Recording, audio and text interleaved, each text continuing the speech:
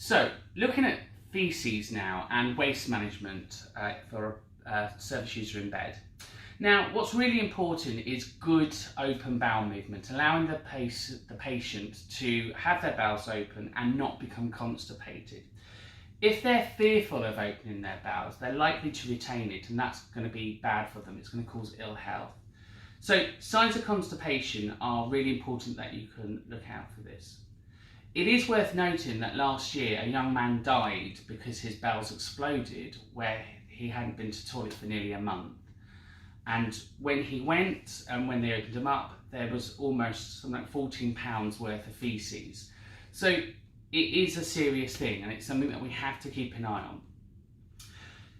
With the faeces, it can cause toxins into the bloodstream, so it can make them become angry, aggressive and disorientated. It can cause delirium, and it can cause parts of psychosis as well. So it's really important that we have open and honest discussions about bowel movements. Now, in your other training online, you'll see the Bristow stool chart where you've got different shapes and sizes of faeces, and it's really important that you are able to distinguish the two.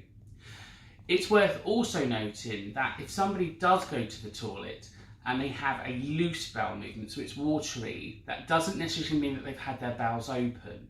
What that could be is it's called overflow, so the pipe is blocked and the fecal matter runs past it, so there's still a blockage there. So don't just assume because you've seen liquid that that's classed as a bowel movement. So do just ask them, rub their tummy and have a look. The more embarrassed the customer is, the harder it's going to be for them to go. And just imagine if you were in a pad day and night, would you want to defecate yourself? Or would you like to be offered an opportunity to use other facilities?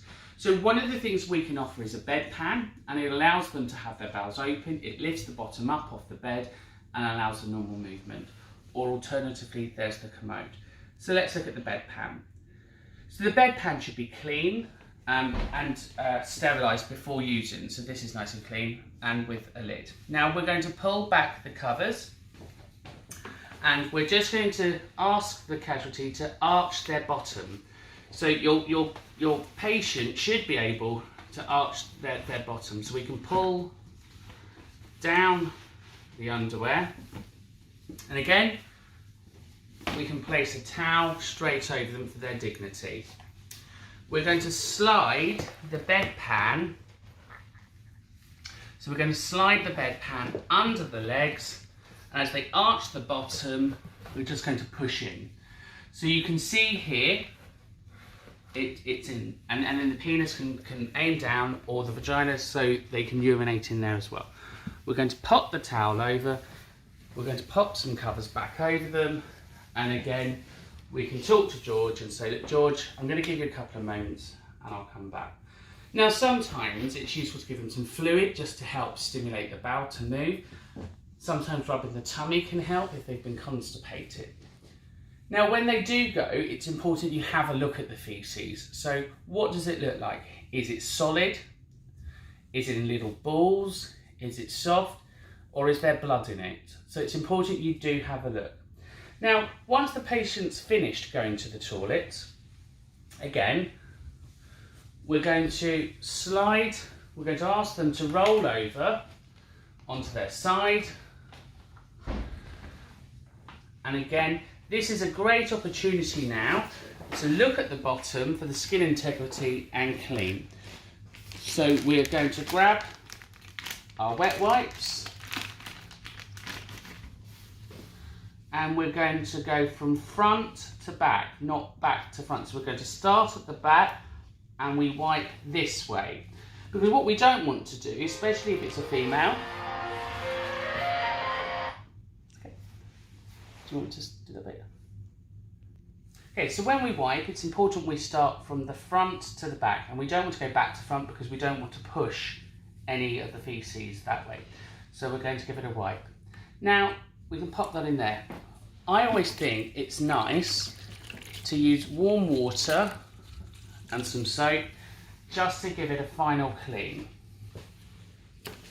Grab your towel and wipe. Now, what's important here is that we're looking at the skin to making sure that it's not broken or red or bruised. We can put the lid back on the toilet, on the bedpan, and we can leave the bottom dry. We're going to roll our casualty back and patient back, and again we can bring up the pyjamas. Now, what's important here is that we then dispose of the content here in the toilet. So we're going to tip that away, and we clean the bedpan ready so it's nice and clean for the next time. We pop the lid back and we put that back ready for the next time it needs to be used. So this allows our customer to use the toilet in a more dignified way than just using a pad.